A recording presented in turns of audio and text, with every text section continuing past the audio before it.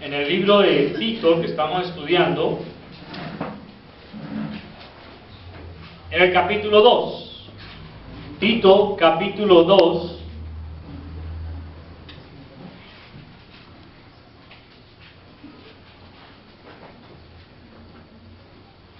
¿Ya lo tienen? La semana pasada vimos un relato, estuvimos analizando el versículo 10, y quiero que retomemos allí algunas cosas todavía de este versículo. Leamos solamente el verso 10, bueno, leamos el 9 y el 10, para que podamos estar bien situados. ¿Estamos? A ver, vamos a leerlo una voz, todos conmigo. Versículo 9 y versículo 10. ¿Listos? Exhorta a los siervos a que se sujeten a sus amos, que agraden en todo, que no sean respondones, no defraudando, sino mostrándose fieles en todo, para que en todo adornen la sana doctrina de Dios, nuestro Salvador. Vamos a hablar. Padre, estamos muy agradecidos contigo en esta hora, porque nos permites una vez más reunirnos como familia cristiana con el fin de estudiar tu palabra santa. Y queremos rogarte para que tu Espíritu Santo nos dé la sabiduría y el entendimiento, para que esta tu palabra sea fuente de agua viva para nosotros, sea como esa espada de dos filos que penetra hasta lo más profundo de nuestro ser para discernir nuestros pensamientos y nuestras emociones. Te pedimos, Señor, que tu palabra corra en nuestro ser y nos ayude a cada día buscar la manera de ser mejores a tu servicio. Te lo rogamos en nombre de nuestro Señor Jesucristo. Amén.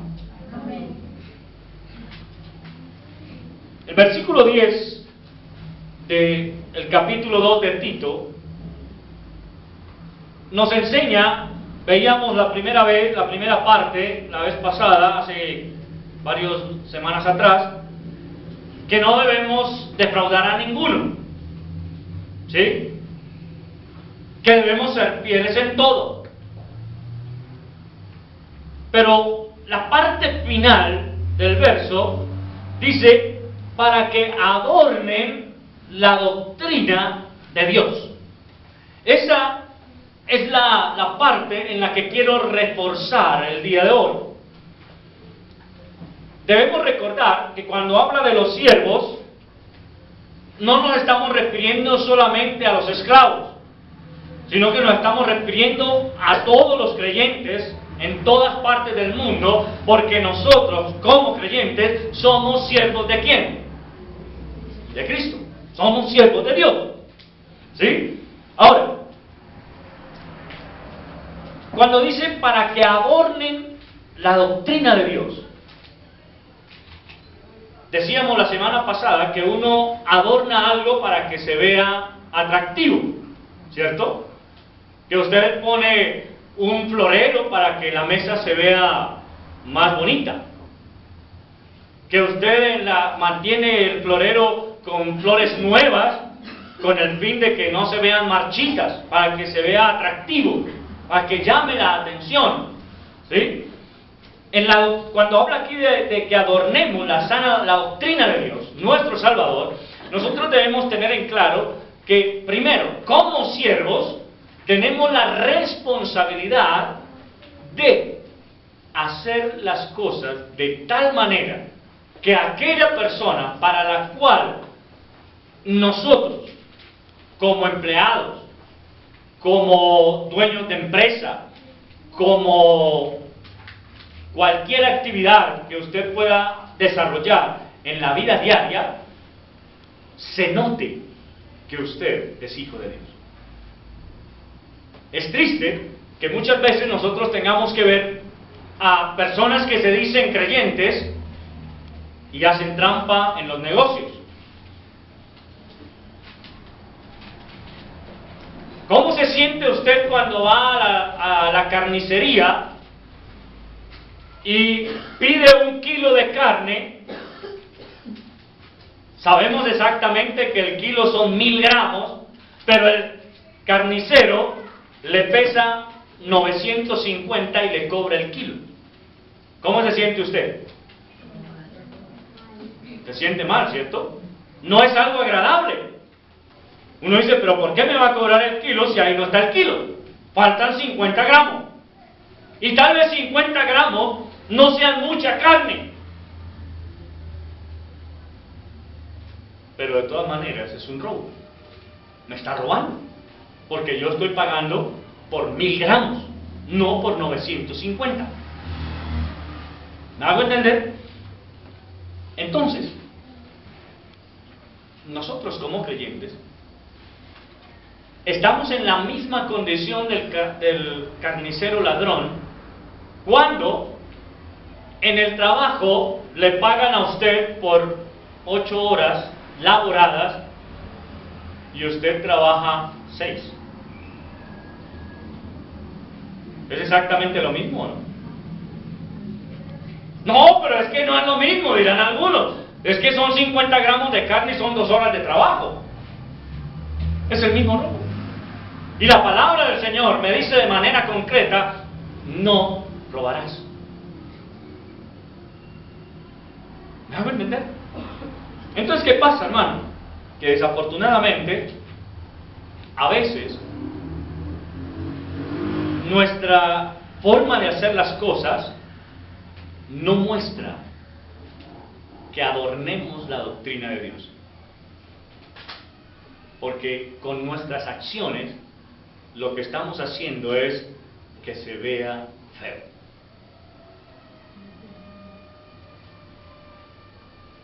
¿Han oído de personas que dicen cosas como, ay, no, es que esos cristianos son tal cosa? ¿Cómo se siente usted? ¿Se siente aludido o no? Debería. ¿Y sabe por qué? Porque esos que están poniendo cosas feas a la doctrina de Dios están dañando la reputación de todos los creyentes que tratamos, no que lo hagamos, pero que tratamos por lo menos de vivir una vida agradable a los ojos del Señor.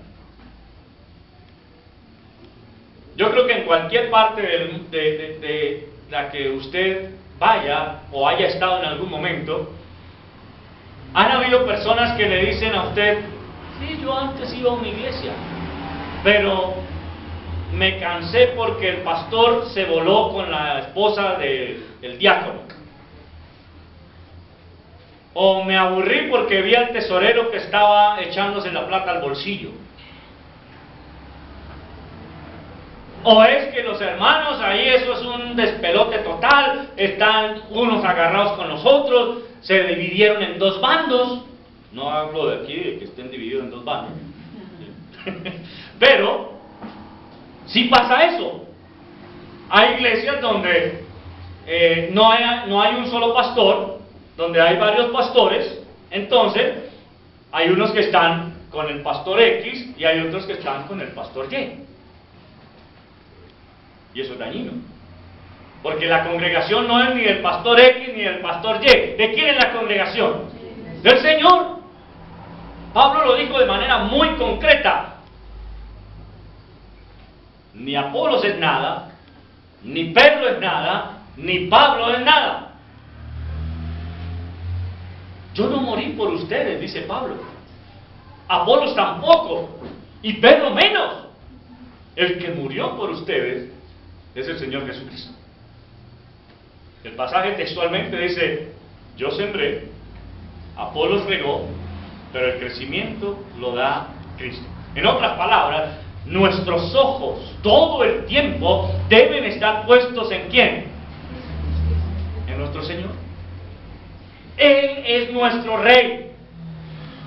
Y hay personas que se maravillan, no es la palabra maravilla, se jactan todo el tiempo diciendo gloria a Dios,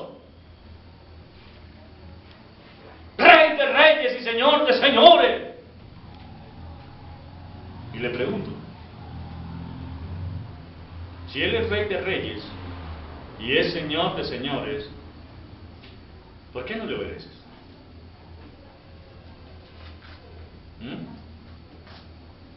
¿Qué es lo contrario a adornar? ¿Cómo? La palabra afear no existe, ¿cierto? Pero si la pudiésemos utilizar, lo contrario a adornar sería afear.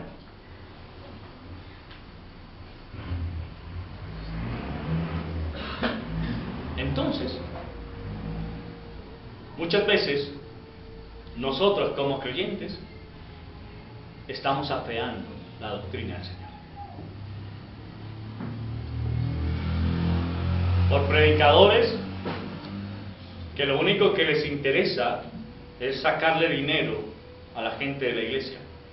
Ellos afean la doctrina.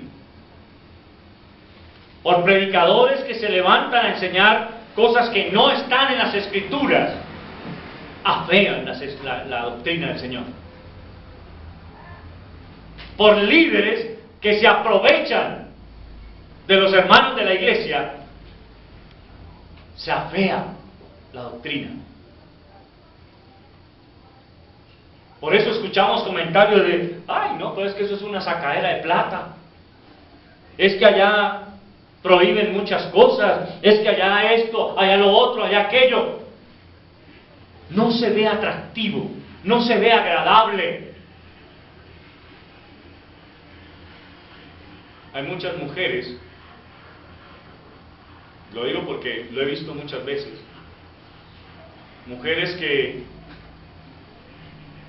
usted las ve con una cara de tristeza toda hora, deprimidas, y dicen, es que yo soy cristiano, y lo dicen como con esa pesadez, como que les duele ser creyentes. No hay gozo, como hablábamos esta mañana, no hay gozo en sus corazones por las cosas de Dios. El fruto del Espíritu en ellos no se está manifestando en gozo.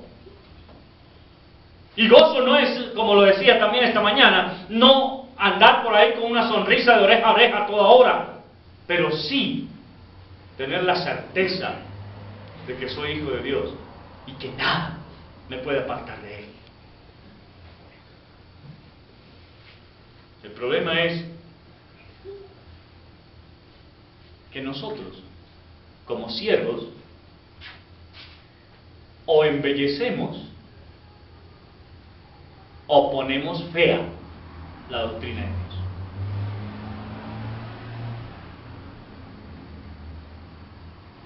Y lo que ustedes y yo debemos preguntarnos es, ¿la gente ve en usted alguien que embellece la doctrina de Dios? Alguien que dice, oiga, interesante la vida que usted lleva. A mí me gustaría ser como usted. A mí me gustaría tener la personalidad que usted tiene, que usted no se preocupa por las cosas, que usted es una persona que está tranquila toda hora.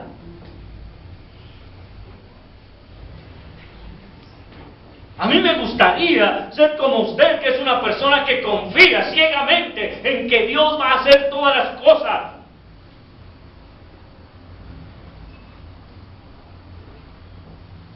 A mí me gustaría ser como usted, que siempre tiene una palabra de Dios para decir.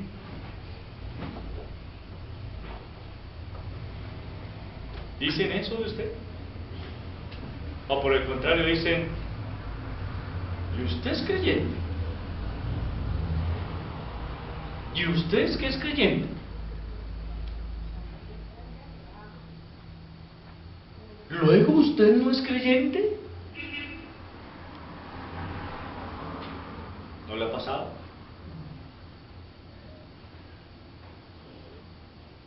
desafortunadamente, a veces, nosotros estamos haciendo ver de manera no agradable, de manera fea, de manera desadornada, de manera simple, la doctrina del Señor. Y es porque sencillamente estamos tan metidos en las cosas de este mundo que nos olvidamos de lo que la palabra del Señor nos ha enseñado, de que no somos ciudadanos de este mundo. Vivimos aquí, pero estamos de paso.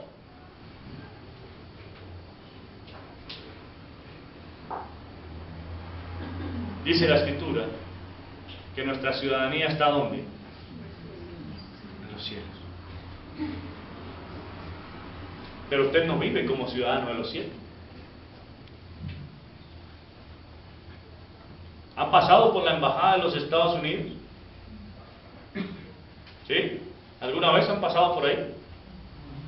Es interesante ver que la embajada de los Estados Unidos, aunque está en Colombia, tiene encerrado un gran espacio de terreno y hay una bandera de los Estados Unidos allí. Y cuando usted pisa esa embajada, en ese momento, aunque esté en Colombia, dice: esto es territorio estadounidense. Esta es tierra estadounidense. Y los que son de Estados Unidos se sienten seguros allí, en ese lugar, porque es como si estuvieran en su tierra. ¿Qué quiero decirle con eso? ¿Cuál es nuestra embajada? ¿Ah? ¿Cuál es nuestra embajada? Las cuatro paredes. Nuestra embajada es el lugar donde nos reunimos por una misma causa: adorar a nuestro Señor. Esa es nuestra embajada. Y dice la Escritura que nosotros somos embajadores. ¿Qué hace un embajador?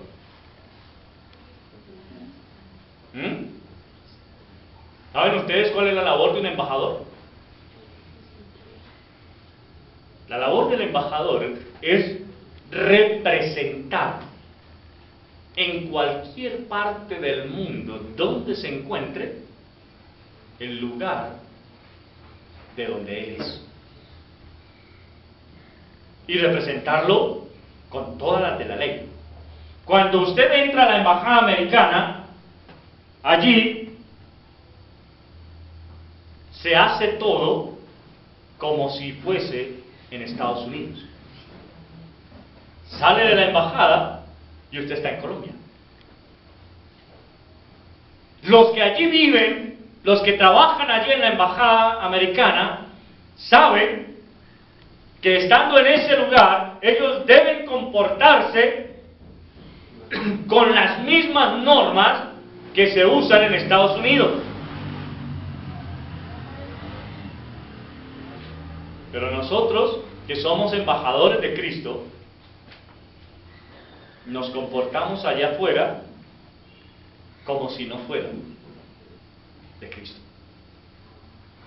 Hacemos las cosas como los de ahí las hacen. Y ustedes recordarán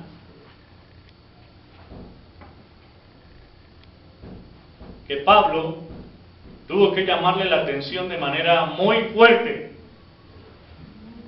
a Pedro. Hubo una discusión no pequeña entre ellos dos. ¿Por qué? Porque Pedro se quería comportar como si no fuera, cuando sí era. El relato lo encuentran allí en Gálatas. Y dice: ¿cómo tú, siendo judío, invitas a los gentiles a que judaicen? pero tú mismo te comportas como ellos.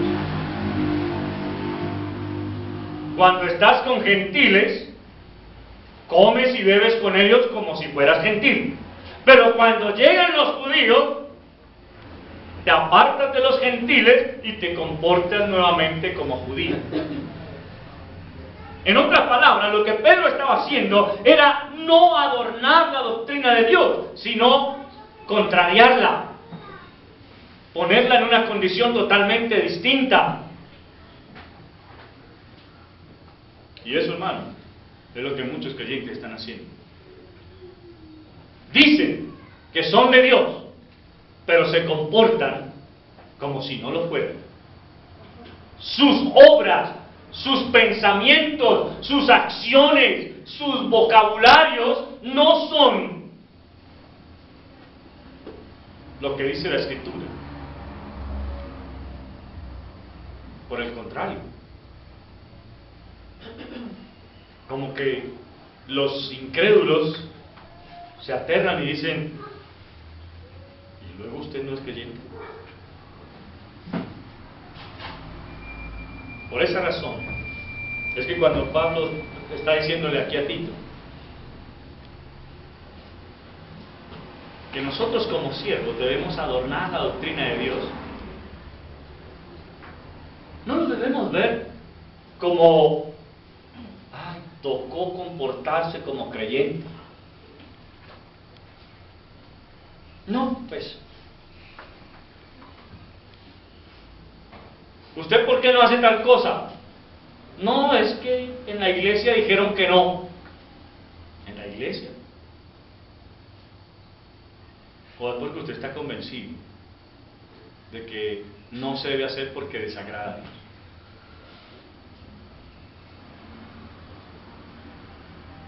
¿Me hago entender? Hermanos, tristemente muchas veces la vida del creyente se ha convertido no en algo en lo que él se goce, sino como que,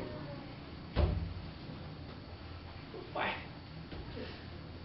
es que toca hacer esto porque si no el pastor se enoja. ¿Sabe algo? Y se lo digo con todo el respeto a todos los pastores en el mundo entero. A mí me importa un pito si el pastor se enoja. A mí lo único que me interesa es que mi verdadero pastor no se enoje, no se moleste con mi comportamiento. ¿Me hago entender? El único que realmente me interesa a mí que no se enoje conmigo es el que me ha dado la salvación. Ese es el único que me interesa. Ahora, no le estoy diciendo con esto que le falte el respeto al pastor, de ninguna manera, porque la palabra del Señor también lo dice. Tener agradecimiento, tener en gran estima a los que os enseñan la Escritura. Pero desafortunadamente, a veces esa gran estima se ha cambiado por diosificación. Y es más importante lo que el pastor dice que lo que dice la Escritura. Ahí ya es un problema.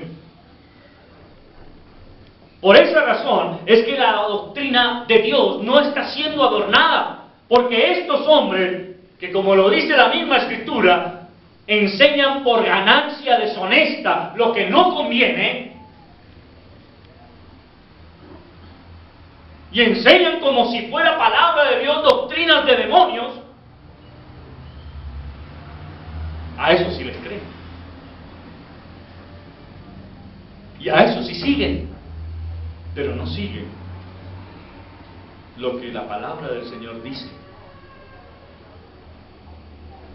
Por eso es que me gusta mucho el ejemplo de los bereanos. Dice que los hombres de Berea todo el tiempo estaban escuchando las Escrituras, pero luego se iban a su casa a cerciorarse de lo que les habían dicho. En otras palabras, ellos no tragaban entero. Ellos no decían amén a todo. Ellos no estaban gritando a toda hora, ¡gloria a Dios! Ellos escuchaban y luego iban a su casa y decían, enseñaron tal cosa, ¿eso concuerda con las Escrituras? Miremos. Ah, sí concuerda, perfecto. Oh, no, eso no concuerda. Eso no lo dice la palabra. Entonces es algo por lo cual yo no puedo decir amén. Es algo por lo cual yo no debo, algo que yo no debo seguir.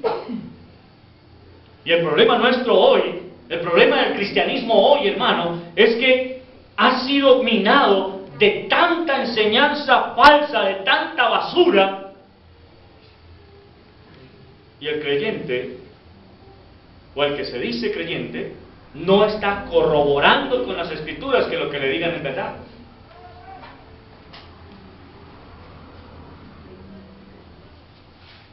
De hecho, ya para muchos pastores ni siquiera es necesario usar la Biblia. ¿Para qué?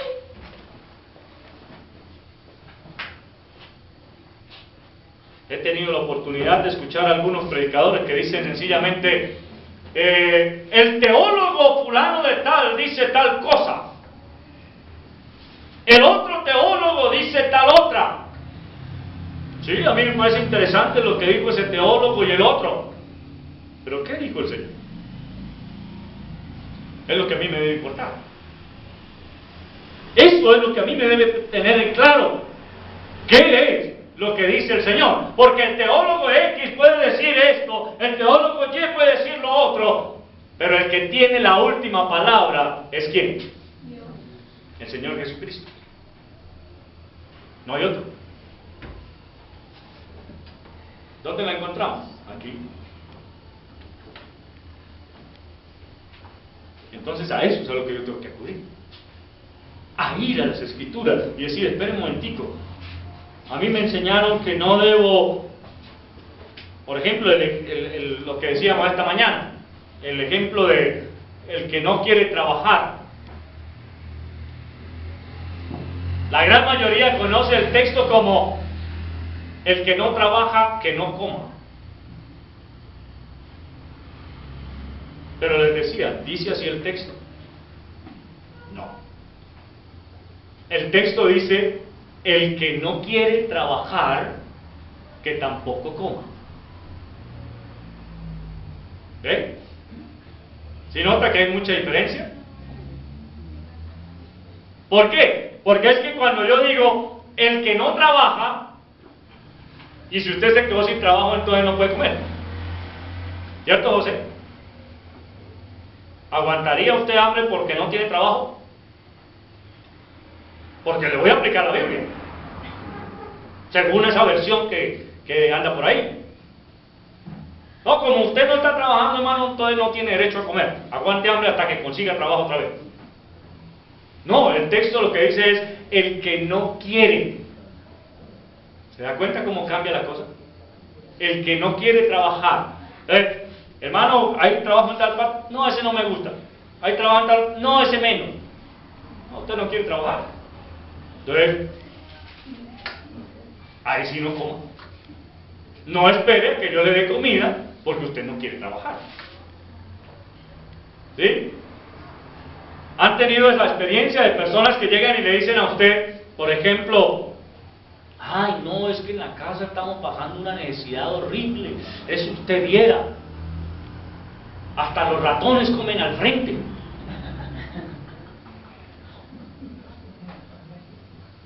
Y usted de pronto le dice, bueno, hermano o hermana, pues vamos a hacer una cosa. Yo tengo por ahí unos oficios que hacer, ¿por qué no me ayuda? Yo le pago por eso. No, hermano, es que fíjese que con esta hambre y ese dolor de espalda y me duele el hombro y la rodilla y la cabeza y la nariz, hasta el pelo me duele. No, usted no quiere trabajar. Porque alguien que esté pasando una verdadera necesidad, ¿qué hace? Lo que me pongan a hacer. Más con hambre, pues toca, hay que buscar. Lo que me pongan a hacer lo hago. Siempre y cuando sea legal, ¿no? Sí. Siempre y cuando sea legal. No, que hay que lavar el baño. Ay, no, yo no soy capaz porque es que se me dañan las manitas. No, es que yo no estoy acostumbrado a lavar el baño ni en mi casa.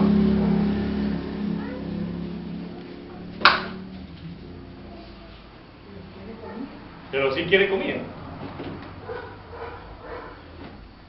¿Qué hace usted ahí?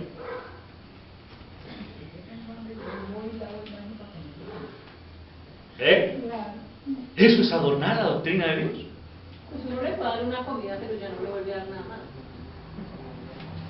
Exactamente. Uno le puede brindar un momento porque pues tampoco, ¿no?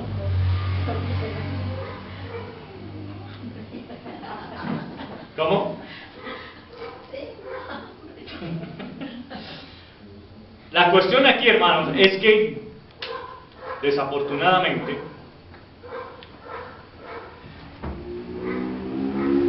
cuando nosotros no estamos tomando como base las escrituras para las cosas que decimos, cometemos muchos errores, muchísimos errores. Por eso debemos establecer algo muy concreto, y es que la palabra del Señor no se contradice. Ella no tiene errores. Porque la palabra del Señor mismo dice que en Él no hay mudanza ni sombra de variación. Y que Él no es hijo de hombre para que mienta, ni para que se arrepienta.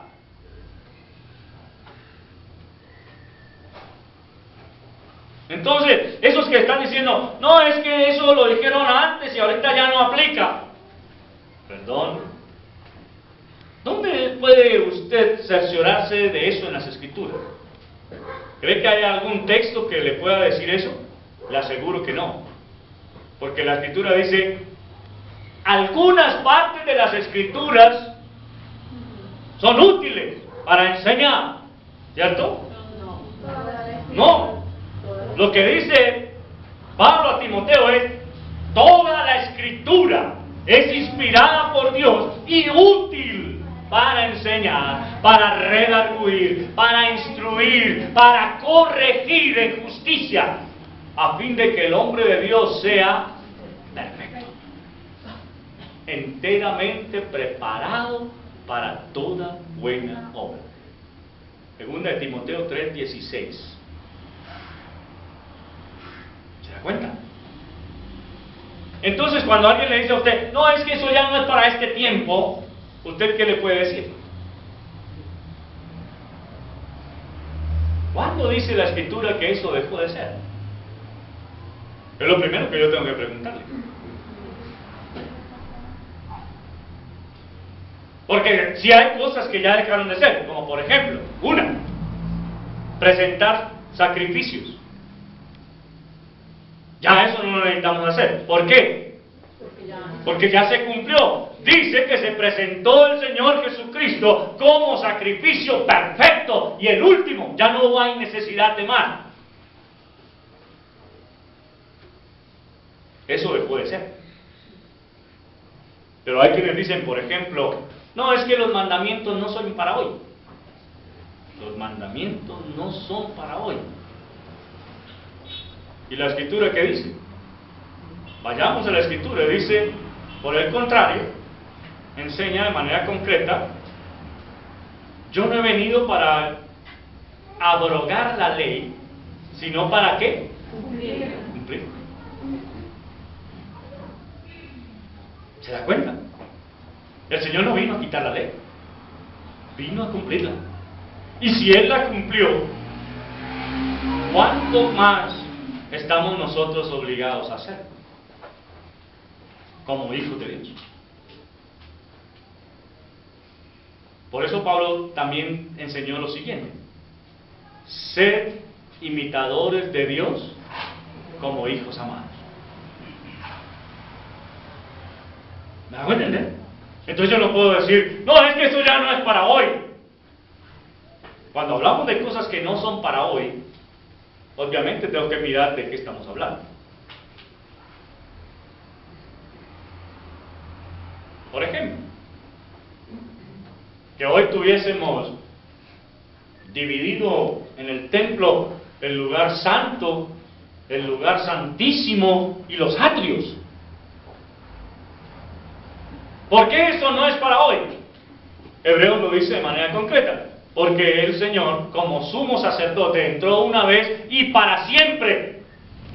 ¿A cuál santuario? No al hecho de manos, sino al celestial, al verdadero. ¿Sí? Y se acuerda que allá cuando el Señor Jesucristo dijo, consumado es, y luego, en tus manos encomiendo mi espíritu, el velo del templo se rasgó de arriba hacia abajo. Por eso Hebreos dice, ahora tenemos entrada libre al trono de la gracia. ¿Ven? La Escritura no miente. La Escritura compagina todo de tal forma que yo no puedo sacar enseñanzas aisladas ahí de, sí, es que hoy necesitamos el lugar santo. Hermanos, cuidado, se me sube alguno por aquí porque se cae muerto. Eso no es verdad. Eso sucedía en el tabernáculo antiguo. Allá en Jerusalén, en la época de Moisés, después de él, sí sucedía eso. Hasta la llegada del Señor Jesucristo, cuando Él rompe el velo del templo, en ese momento nosotros tenemos acceso libre. Pero ¿quién es ese de nosotros? Los hijos. No todo el mundo. Entonces, si yo le digo a usted no se suba acá, no es porque este sea un lugar santo y cualquiera que se suba aquí en pecado caerá muerto. No. Lo que le decimos es, los niños no deben subirse a jugar acá porque este no es un lugar para jugar. Este es el lugar para predicar la palabra del Señor. De tal manera que tampoco puedo permitirle al político de turno que venga y se pare aquí a predicar otra cosa que no sea el Evangelio. ¿Sí? Porque este lugar es un lugar que ha sido consagrado única y exclusivamente para anunciar el Evangelio del Señor. ¿Hago entender? Que un político viene y que nomás vaya a cualquier otro lado donde el político lo invite. Pero la iglesia no es el lugar para hacer política. Por eso es que hoy la doctrina de Dios no se adorna, porque los creyentes están metidos en las cosas del mundo y han traído el mundo a la iglesia, de tal forma que lo que se enseña va contrario a la misma palabra de Dios. Como hijos de Dios, nosotros estamos en la labor, es nuestra responsabilidad de hacer notorio lo que la palabra enseña. Yo le pregunto, ¿cuántos de ustedes tienen aquí a sus padres? Allá Luz Elena tiene a la mamá al lado. Allá, ¿su nombre es? Jessica tiene al lado a su padre también. Y el bebé tiene a su padre al lado. Luisa, Aleja tienen al papá y a la mamá. Aquí está la señora Nina con sus dos hijos. ¿Sí? Uno solo, perdón. El otro no vino hoy porque está enfermito. José está ahí al lado de Angie. Yo le pregunto, ¿a alguno de ustedes le gustaría que yo me acercara y empezara a decirle, ¿cómo es el nombre de tu papá, Jessica? José. José. Que yo me acercara a decirle, Jessica, perdóname lo que voy a decir, no es verdad, no solamente estoy inventando. Su papá es un borrachín degenerado.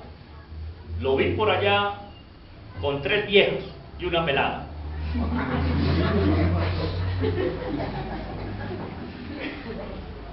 ¿Cómo se sentiría usted? Terrible. ¿Le gustaría que eso pasara? ¿Cierto que no? ¿Por qué? Porque a ninguno de nosotros nos gusta que vengan a hablar mal de nuestro padre. Pero ¿sabe qué es lo triste? Que nosotros decimos ser hijos de Dios y no nos enojamos y no nos enerva enoja, no nos da rabia cuando se dice cosas en contra de nuestro Padre Celestial. Cuando se usa de manera inadecuada las Escrituras, ahí sí nos quedamos callados. Y esto, hermano, es algo que usted y yo debemos mejorar. Porque yo no puedo permitir de ninguna manera que alguien venga a usar el nombre de mi Señor en vano. Y es algo que realmente nos debería doler. Pero no duele.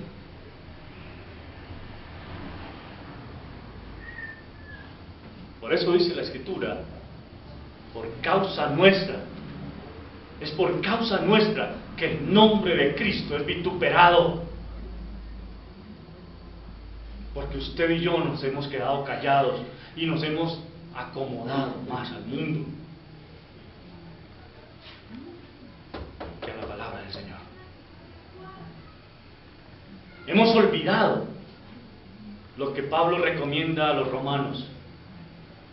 No os conforméis a este siglo, sino transformaos. Renueven su pensamiento. Eso es lo que dice la Escritura. Y cuando alguien habla de mi Padre Celestial,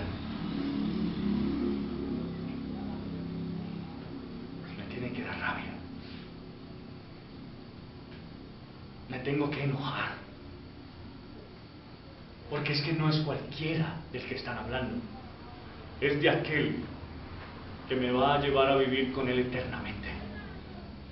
Es de aquel que es 3 veces santo. Y por Él no te enojas.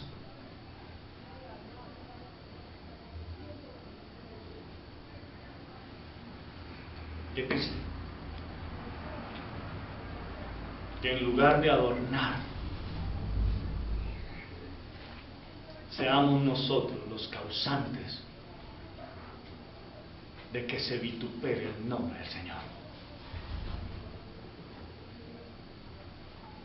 Qué triste, hermano, que por nuestro comportamiento, porque estamos defraudando, porque estamos siendo infieles, estemos afeando cada vez más la doctrina del Señor. Qué triste que usted y yo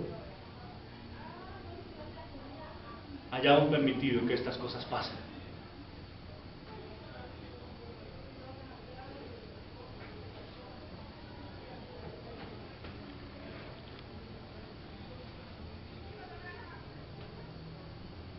Uno de los profetas pudo decir en algún momento: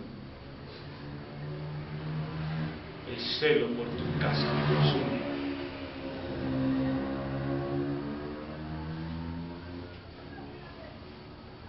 ¿Y sabe qué pasa? Que hoy la mayoría no tiene celo de las cosas de Dios.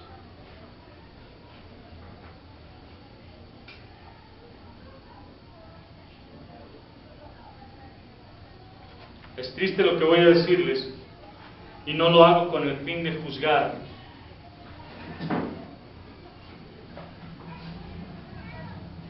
Pero hace unos días vi una iglesia nueva, yo no la había visto.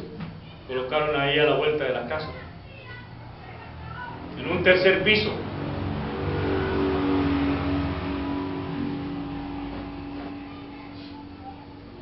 Una noche pasé con mi esposa por ahí.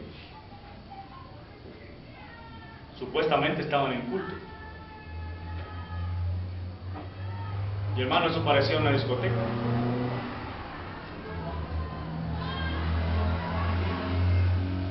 Y esas luces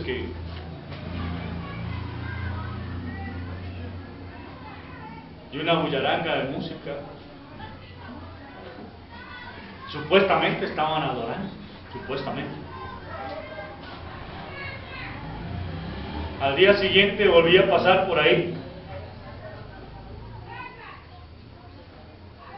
Y en lugar de la iglesia había sido arrendado para celebrar unos grados.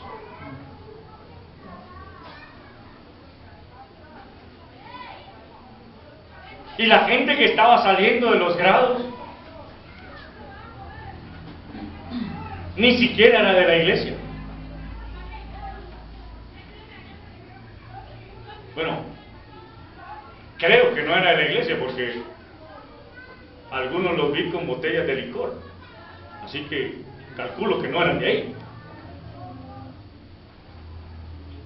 Y con unos vocabularios que uno dice, esto no debe ser de aquí.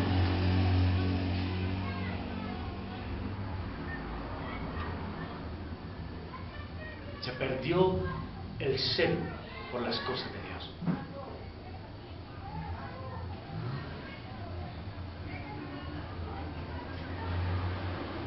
Se defrauda, se es infiel como siervo cuando usted y yo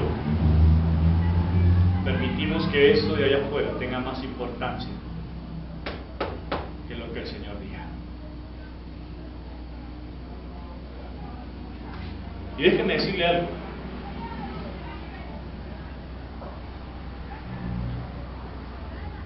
Tal vez algunos piensen, ay, pero es que allá afuera la moda, allá afuera se hacen tantas cosas chéveres, es que allá afuera sí se disfruta. Hermano, yo llevo 35 años disfrutando la vida cristiana y no tengo nada de qué arrepentirme. No añoro nada de lo que hay allá afuera. ¿Pero sabe por qué? Porque el Señor es lo más importante para mí.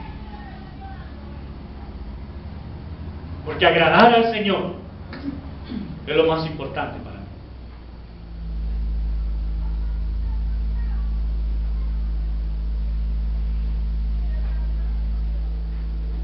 Hoy todo el mundo está alborotado pensando en la cena de Navidad, pensando en los regalos de Navidad, pensando en celebrar la Navidad.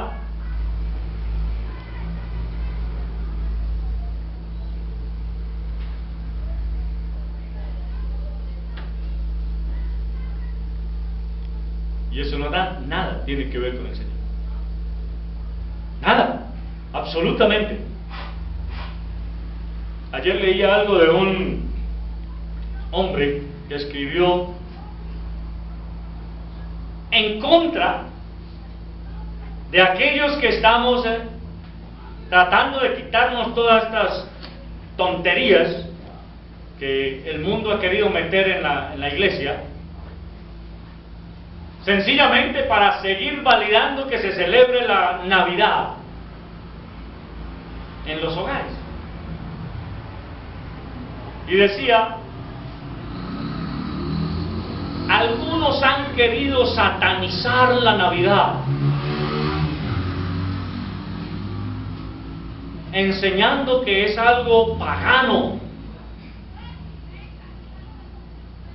y se olvidan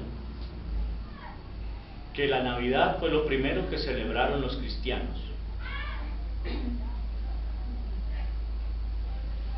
Y yo le pregunto, ¿en qué parte de la Biblia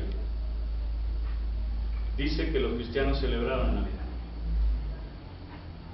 ¿Lo han encontrado? No hay ninguna parte en las Escrituras que lo diga.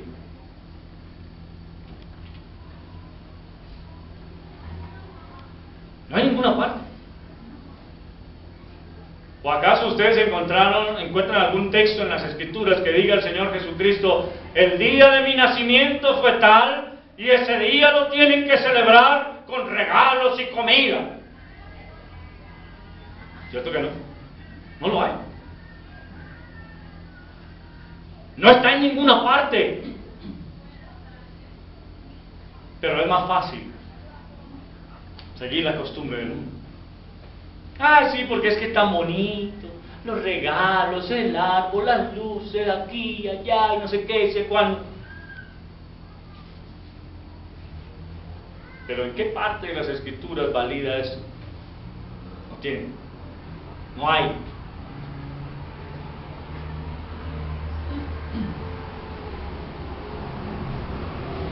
Dice el Señor: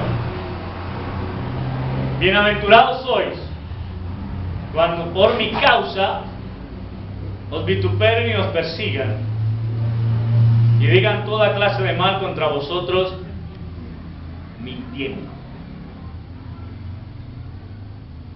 ¿Se dan cuenta? Mintiendo. Pero hoy, ¿qué están diciendo de los cristianos? ¿Mentiras? Déjeme decirle que la gran mayoría de las veces están diciendo la verdad. Los cristianos son flojos, los cristianos son personas que no les gusta ser responsables, los cristianos son personas que no les gusta trabajar, los cristianos son personas que defraudan cada vez que pueden. ¿No han visto eso en las iglesias? Hermanitos que, ay hermano, ¿usted por qué no me presta? Y luego no pagan. Hermanitos que, ay hermano, ¿usted por qué no me hace tal favor? Aprovechándose del otro.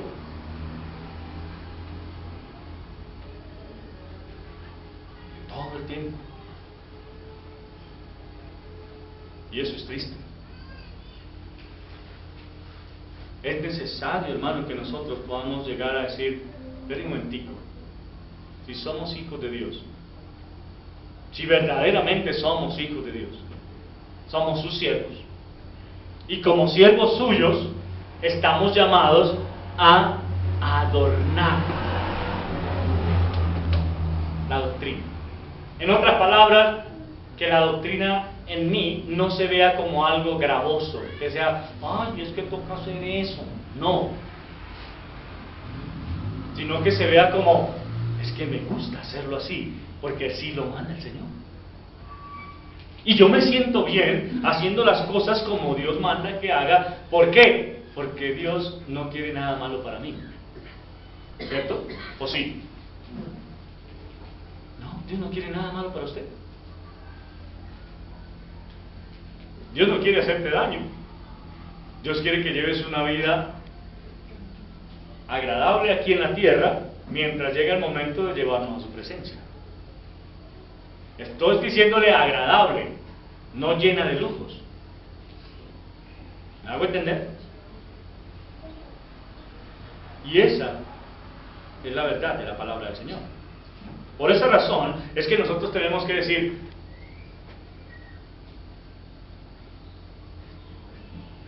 ¿será que yo estoy adornando la doctrina? ¿Será que yo hago que se vea agradable para los ojos de los demás el servir al Señor? ¿Y usted por qué hace esto? Allá en la iglesia dijeron y tocó. ¿Y usted por qué no hace esto? Allá lo enseñaron y tocó. Porque no, ¿quién se aguanta, Señor, echando cantaleta?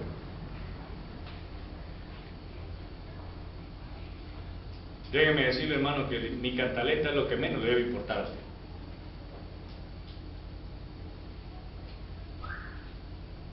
Por cierto, creo que no es su cantaleta a nadie.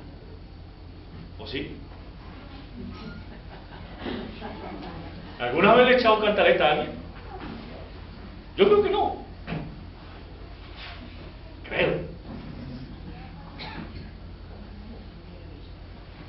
Pero lo importante es, hermano, que usted diga, no, es que yo hago esto porque estoy convencido. Es que me encanta. Yo guardo el día de reposo porque es fascinante para mí aprender más de la palabra. No porque al pastor se le haya ocurrido que estemos aquí todo el día. No, es que no me ocurrió a mí, se le ocurrió al Señor. Él fue el que dijo, el séptimo día será de reposo, destinado para el Señor. Ninguna obra harás en él. ¿Estoy mintiendo? No es lo que dice el mandamiento. Lea Éxodo capítulo 20 y allí encontrará el cuarto mandamiento. ¿Con qué concretamente dice, acuérdate del día de reposo para guardarlo. Ninguna obra harás en él, ni tú, ni tu siervo, ni tu sierva, ni tu esclavo, ni tu extranjero, ni nadie de tu casa. Yo no me lo estoy inventando. Eso es lo que dice la Escritura. Eso fue lo que estableció el Señor. Y no lo estableció ahí solamente. Génesis 1 dice, ¿qué dice? ¿Te acuerdas el versículo final? Y el séptimo día lo santificó.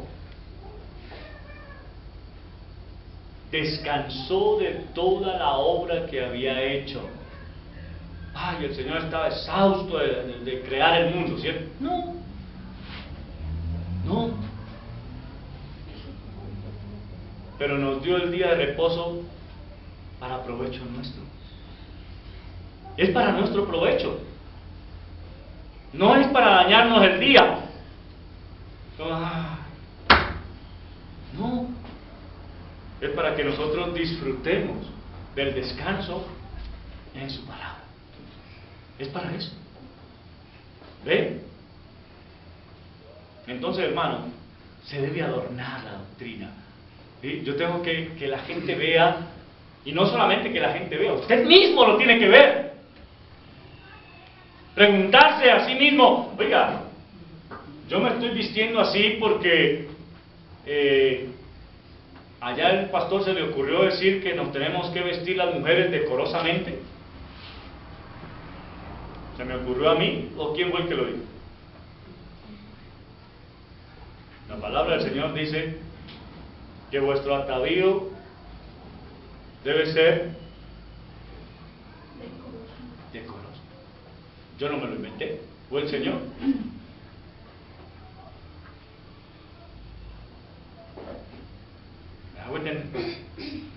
Ay, no, es que el pastor se le inventó esa cuestión allá y ya nos dañó el bien. Yo voy con vestido porque si no, me la montan. No, yo no le he montado aquí a nadie. No me he parado en la puerta en ningún momento a medirle la falda, ni a preguntarle si usted viene con pantalón o no. No. Como usted venga, yo le recibo. Pero es usted quien adorna la doctrina. ¿Me hago entender? Es usted quien ve la doctrina como algo agradable o como algo desagradable. Y cuando usted la ve como algo desagradable, a sí mismo la va a mostrar a los demás. ¿Me hago entender? Pero cuando usted la ve como algo agradable para usted, sencillamente los demás también lo van a ver y van a decir, mire cómo se ve de bien el vestido del hermano. Le luce más que andar en ese pantalón todo apretado por ahí que le incomoda. ¿Me hago entender? Por esa razón, hermano, es que el Señor dice que nosotros somos un pueblo escogido, una nación santa, un real sacerdocio, un pueblo adquirido por Dios para anunciar las virtudes de aquel que nos llamó, ¿de dónde? De las tinieblas, ¿a dónde? A su luz admirable.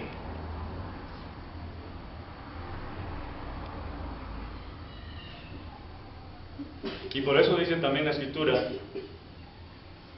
que cuando ustedes y yo estábamos muertos en nuestros delitos y pecados, Él nos dio vida.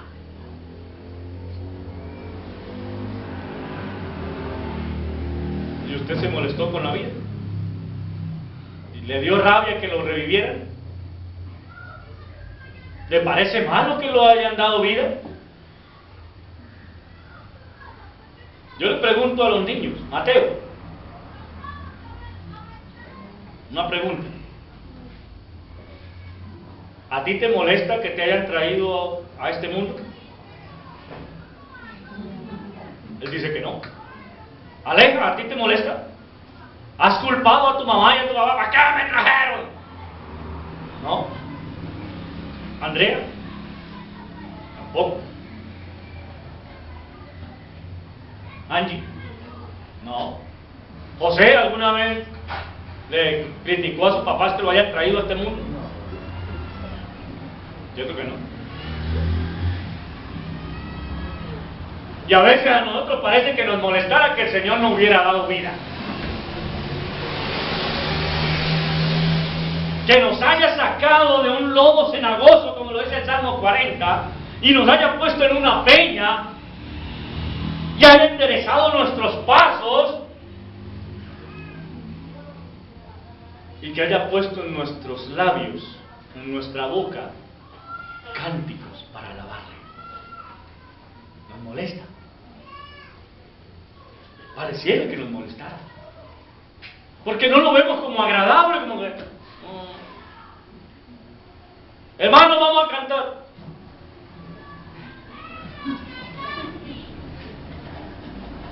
Cantemos cuán grande es Él. Cuán grande es Él. Cantemos tu fidelidad es grande. Tu fidelidad.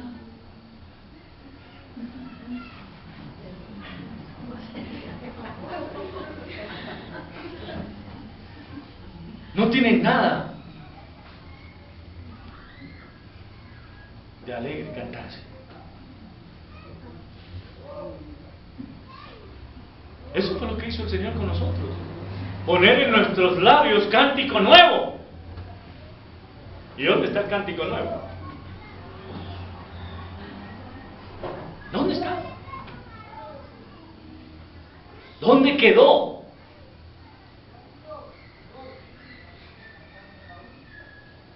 ¿Dónde quedó el salmo?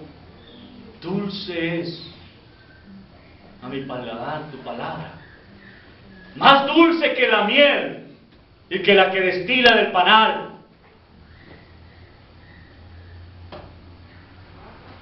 ¿Y eso dice la Biblia? Ay, no, eso es muy difícil. No, yo no soy capaz de hacer eso.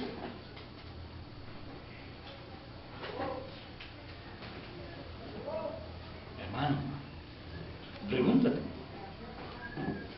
¿estás adornando la doctrina del Señor? ¿Ven los demás en ti que lo que haces para el Señor lo haces con agrado o lo haces porque tocó? Porque si lo haces porque tocó, mejor no lo hagas más. Ni te sirve a ti ni le sirve a nadie. Así de sencillo es la pongo. Si lo estás haciendo porque toca, no lo hagas más. No lo hagas más. Ay, es que toca llegar al culto. No, hermano, adorne la doctrina. Es que el Señor dice, el séptimo día te será santa convocatoria.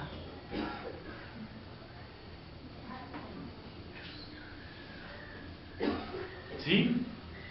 Y cuando me reúno con los hermanos, me reúno es con el propósito de glorificar a Dios, no de venir a echar el chisme de moda, no venir a contar los problemas que tuve durante la semana, sino a glorificar al Padre.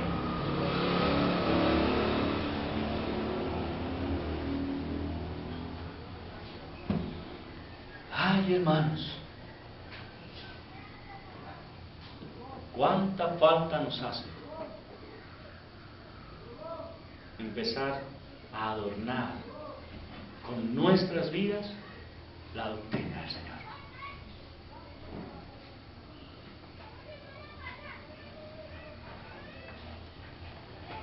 ¿Pondría usted como adorno en su casa, colgados en las ventanas a la luz de todo el mundo, un poco de pañales usados? ¿Cierto que no? ¿Qué adorno tan bonito sería ese? Déjeme decirle que a veces nosotros estamos haciendo eso con la doctrina.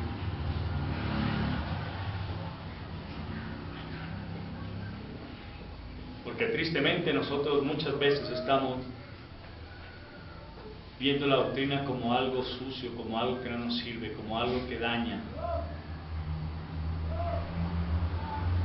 como algo que es desagradable.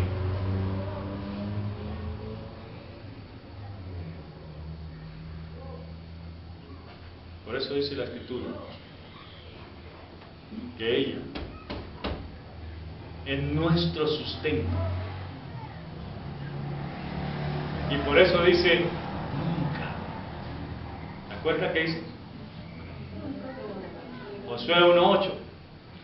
Nunca se apartará de tu boca este libro de la ley, sino que de día y de noche meditarás en él, para que guardes y hagas conforme a todo lo que en él está escrito, porque entonces harás prosperar tu camino y todo te saldrá bien. Este es el libro de la ley. Este es el que hay que poner en práctica día y noche.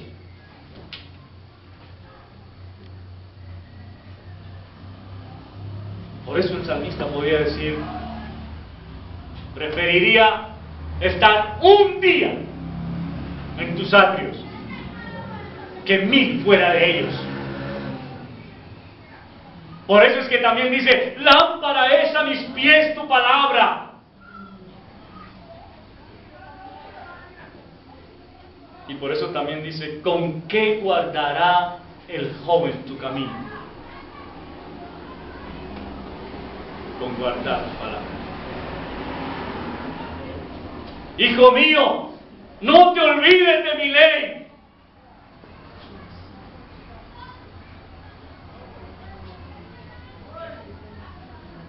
¿Se da cuenta? Y podríamos recitar muchísimos textos más que nos instan a usted y a mí a seguir pegados a la doctrina del Señor todo el tiempo como algo beneficioso para nosotros, como algo que adorna nuestra vida. Y aquí hago la corrección: nosotros no adornamos la doctrina. ¿Sabe qué es lo que hacemos nosotros? Con la doctrina adornamos nuestra vida. Cuando usted, mi querida dama, se pone un collar nuevo, ¿para qué se lo pone? ¿Ah? ¿Para qué se lo pone? Honestamente, dígame. Y quiere que todos digan, ¡ay, tan bonito su collar! ¿Cuánto le costó? ¿Dónde lo compró? Yo quiero uno igual. Eso es lo que quiere. Para usted decir, me lo regalaron. Ah. O me lo trajeron de Miami.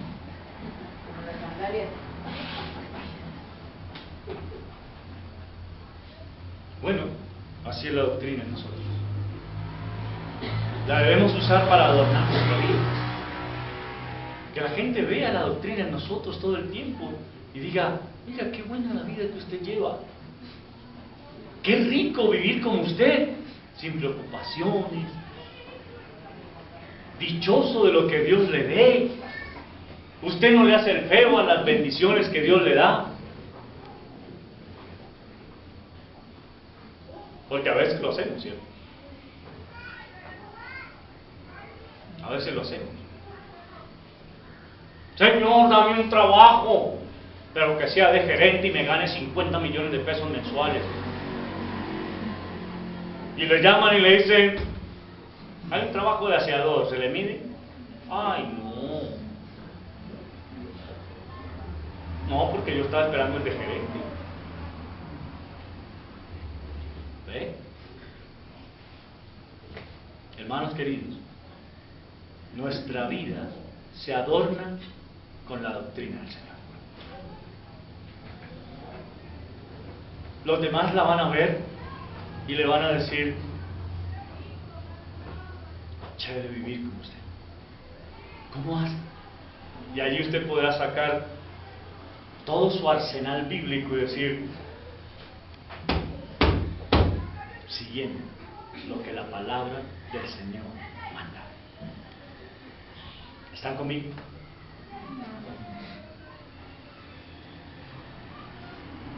Necesitamos, hermanos, siervos que no se defrauden a sí mismos, que no defrauden a otros.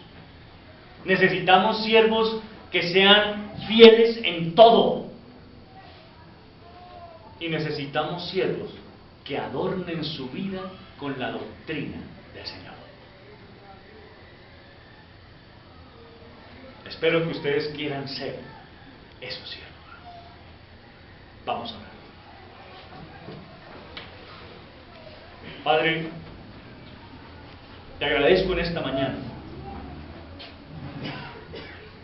porque nos permites a través de tu palabra darnos cuenta cuán necesario es que vivamos una vida guiados única y exclusivamente por tu palabra. Perdónanos por las veces en las que hemos querido seguir nuestros propios preceptos, nuestros propios deseos, haciendo cosas indebidas, yendo aún en contra de lo que tu palabra manda.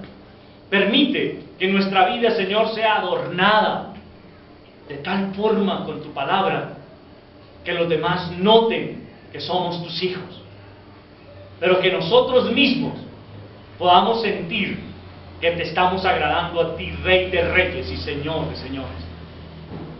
Ayúdanos, Señor, te lo rogamos, porque desafortunadamente el enemigo ha entrado, como dice tu palabra, solapadamente, solo para hurtar, matar y destruir.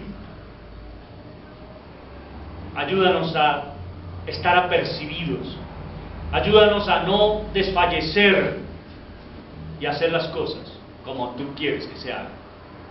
Lo rogamos en nombre de nuestro Señor Jesucristo. Amén. Hermanos, que el Señor les bendiga.